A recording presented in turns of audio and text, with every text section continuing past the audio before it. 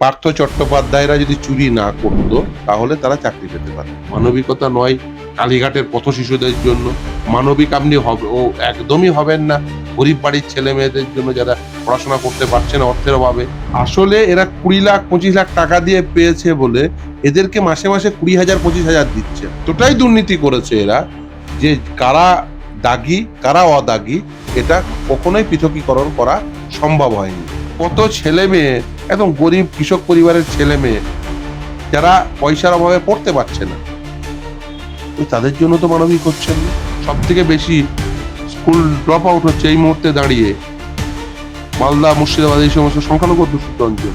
রাজ্যে চাকরি হারিয়েছে, রাজ্যে বিভিন্ন জায়গায় উত্তপ্ত, মন্দির নিয়ে মসজিদ নিয়ে মানুষদের মধ্যে বিভাদ। একদিকে যেমন রাজনীতি করতে বিভিন্ন রাজনৈতিক দল তারা পথে নেমে গেছে, অপরদিকে যারা চাকরি হারিয়েছেন তারা কেউ কেউ বলছেন ভাতা আমরা নিতে চাই, কেউ কেউ বলছেন যে যোগ্যতার ভিত্তিতে চাকরি পেয়েছিলাম সেই যোগ্যতার ভিত্তিতে চাকরি যাতে আমরা ফিরে পাই।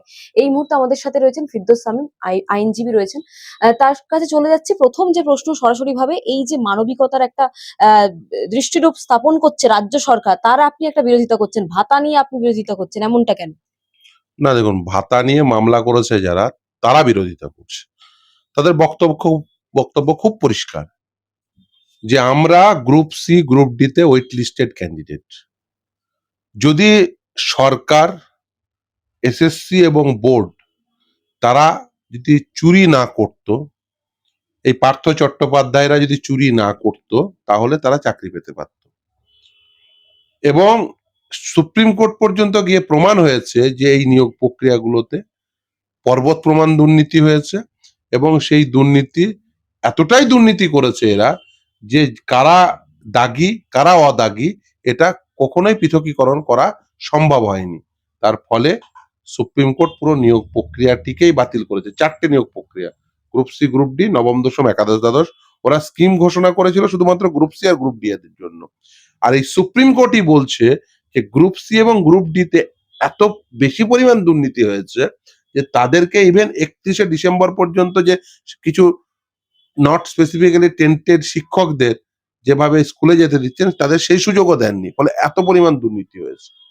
এই যে আসলে আসলে স্কিমটা কি ছিল? আসলে স্কিমটা আপনারা বলছেন ভাতা, আমি এটাকে দেখছি পিঠ বাঁচানোর স্কিম। তার কারণ কি? তার কারণ যারা ধরেন চাকরি পেয়েছিল অবৈধভাবে, তারা তো অর্থের বিনিময়ে পেয়েছিল। এদের আসলে এরা 20 লাখ 25 লাখ টাকা দিয়ে পেয়েছে বলে এদেরকে মাসে মাসে 20,000 25,000 দিচ্ছেন, যাতে যারা এই টাকাগুলো নিয়েছিলেন ওই 20 লাখ 25 লাখ তাদের পিঠ বাঁচে। আসলে এই সরকার আসলে যেটা করতে চাইছেন, যারা এই টাকাগুলো নিয়েছিলেন তাদের পিঠ বাঁচাতে চাইছেন, পিঠ বাঁচানোর স্কিম তৈরি করেছিলেন। এই পিঠ বাঁচানোর স্কিম তো আর চলতে পারে না। চোরেদের আপনি মাসে মাসে মাসোহারা দেবেন আর সেটাকে মেনে নিতে হবে যারা বঞ্চিত যারা বঞ্চিত হলো তাদেরকে, এটা তো আর হতে পারে না।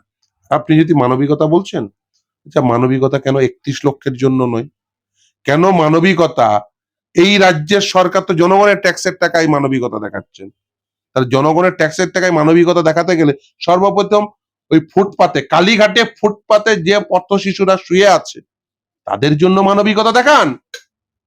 আমি তো বলবো সর্বপ্রথম এই পশ্চিমবঙ্গে আপনি যদি দেখেন এই মুহূর্তে কতজন গৃহহীন রয়েছে, কত ছেলে মেয়ে, একদম গরিব কৃষক পরিবারের ছেলে মেয়ে যারা পয়সার অভাবে পড়তে পারছে না, তাদের জন্য তো মানবিক হচ্ছেন না।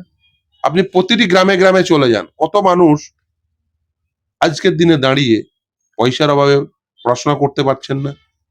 আপনি আমার কাছে এই মামলাকারী হিসেবে এসেছিলেন, আদালত পরবর্তীতে আদালতের নির্দেশ হলো এমবিবিএস পড়ছে সরকারি হাসপাতালে, তার পাওয়ার কথা ছিল সরকারি মেডিকেল কলেজে, কিন্তু সরকারি মেডিকেল কলেজে সে পায়নি, বেসরকারি মেডিকেল কলেজে। গরিব সংখ্যালঘু পরিবারের ছেলে, সেই টাকা দিতে পারছে না। তাদের তাদের জন্য তো মানবিক হচ্ছেন না।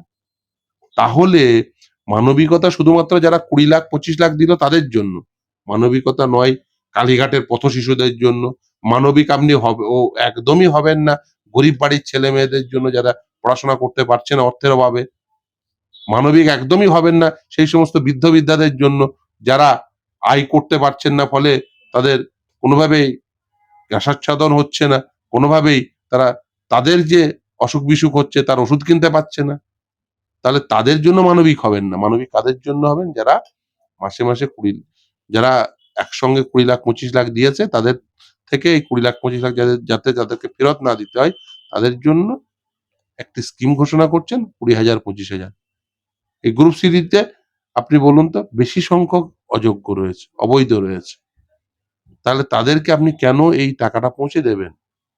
এই বন্দোবস্ত কেন 31 লক্ষকে নয়, আমরা তো বলছি 31 লক্ষকে দিন, কালীঘাটের পথ শিশুদের দিন, যে সমস্ত বৃদ্ধরা ওষুধ কিনতে পারছে না তাদের জন্য স্কিম ঘোষণা করুন। সেই সব তো করছেন না। কালীঘাট এই যে কলকাতা শহরে বলুন তো, রাতের বেলায় কত লোকজন ফুটপাতে শুয়ে থাকে, আপনিও যান, আপনিও দেখেন, মুখ্যমন্ত্রী দেখতে পান না, মমতা বন্দ্যোপাধ্যায় দেখতে পান না, কত ছেলে মেয়ে পড়াশোনা করতে পারছে না, স্কুল ড্রপ আউট। আমাকে কালকে একজন শিক্ষক বলছিলেন, তিনি কয়েকটা স্কুলে তিনি নিজে সার্ভে করে দেখেছেন, সব থেকে বেশি স্কুল ড্রপ আউট হচ্ছে এই মুহূর্তে দাঁড়িয়ে মালদা, মুর্শিদাবাদ, এই সমস্ত সংখ্যালঘু অধ্যুষিত অঞ্চলে। কেন? কিসের জন্য? খোঁজ নিয়ে দেখুন তো। রাজ্যে কাজ নেই না, সরকারি ক্ষেত্রে কাজ রয়েছে, সেটাই দিন। সরকারি ক্ষেত্রে তো পর্বত প্রবণ দুর্নীতি, বেসরকারি ক্ষেত্রেও সব পরিযায়ী শ্রমিক হয়ে চলে যাচ্ছে, তাদের জন্য তো মানবিক হচ্ছেন না। তাহলে মানবিক হবেন না আপনি পথ শিশুর জন্য, মানবিক হবেন না আপনি গরিব বাড়ির ছেলে মেয়েদের জন্য, মানবিক হবেন না আপনি বৃদ্ধ বিধবাদের জন্য, শুধু মানবিক হবেন একমাত্র যারা আপনাকে 20 লাখ 25 লাখ দিয়েছিল তাদের জন্য। একেবারেই সেটা আইনগতভাবে সিদ্ধ নয়। এই যে আপনি একটা কথা বললেন যে পিঠ বাঁচানোর জন্য একটা স্কিম, তো এই সরকারের পিঠ বাঁচানোর জন্য যে ভাতা কিংবা স্কিমের কথা আপনি বললেন, সেখানে সরকারের কি লাভ হতে পারে? রাজ্য তো সরকারের কি লাভ? সরকারের লোকজন, পার্থ চ্যাটার্জি কে? এই যে টাকাগুলো 20 লাখ 25 লাখ কাদেরকে দিয়েছে আপনি খোঁজ নিয়ে দেখুন, পাড়ায় পাড়ায় কাদেরকে দিয়েছে, গ্রামে গ্রামে কাদেরকে দিয়েছে, ব্লক স্তরে কাদেরকে দিয়েছে, জেলা স্তরে কাদেরকে দিয়েছে, এবং সেই টাকাগুলো কোথায় পৌঁছেছে। বাংলা হান্টের আরো খবর দেখতে নজর রাখুন। বাংলা খবর মানেই বাংলা হান্ট।